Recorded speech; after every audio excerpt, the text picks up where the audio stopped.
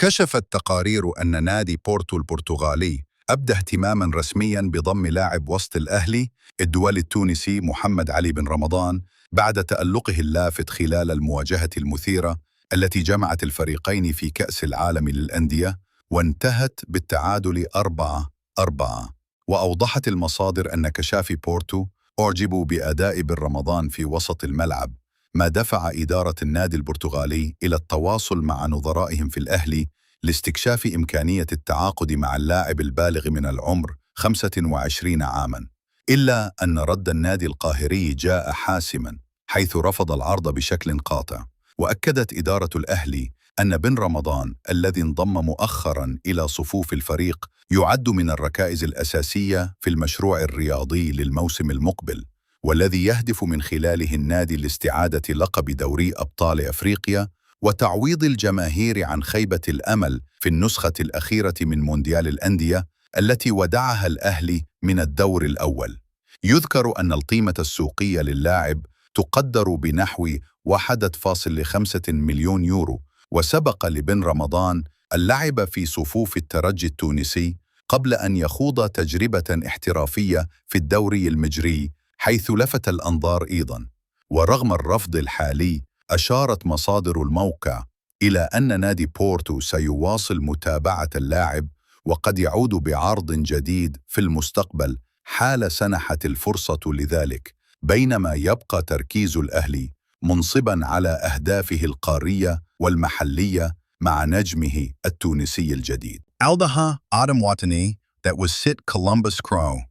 حقيقة موافقة الأهلي على إعارة وسام أبو علي للفريق الأمريكي. ونشرت بعض التقارير موافقة الأهلي على إعارة وسام أبو علي بمقابل 3 ملايين دولار. وقال وسيط كولومبوس كرو: لا صحة لموافقة الأهلي على إعارة وسام أبو علي لكولومبوس كرو مقابل 3 ملايين دولار. وسبق أن أبدى آدم واطني استياءه من طريقة تعامل النادي الأحمر مع ملف رحيل وسام أبو علي مهاجم الفريق. وقال واطني في تصريحات خاصة: مفاوضات انتقال وسام أقرب للفشل، لأن كولومبوس كرو لن يتفاوض مرة أخرى مع الأهلي. وكشف: لقد قدم 3 عروضاً ورفع عرضه من 5.25 مليون دولار إلى 7.5 مليون دولار، بالإضافة إلى 1 مليون دولار مكافآت إضافية و10% من إعادة البيع. وأوضح: الأهلي لم يحترمنا ولم يلتزم بكلمته معنا، كلما طلبوا منا عرضاً برقم معين مع وعد بقبوله نأتي به فيتم رفضه. واختتم: بهذا الشكل لن يلعب وسام مجدداً مع الأهلي، ومن الصعب أن يتكرر هذا العرض لأن عمره 26 عاماً. وقرر محمد يوسف المدير الرياضي عقب التشاور مع خوسيه ريبيرو المدير الفني للفريق استبعاد وسام أبو علي من بعثة الأهلي المتجهة إلى تونس.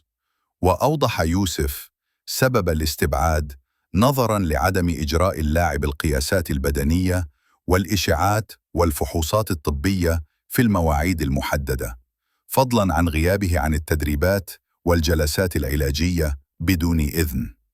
وقال يوسف عبر قناة الأهلي أمس الأربعاء: قصة وسام أبو علي ببساطة أنه يمتلك عرضاً أمريكياً لم يلب طلبات الأهلي، وحتى الآن هو على قوة النادي وتغيب عن التدريبات، وتم تطبيق اللائحة عليه وفقاً لبنودها.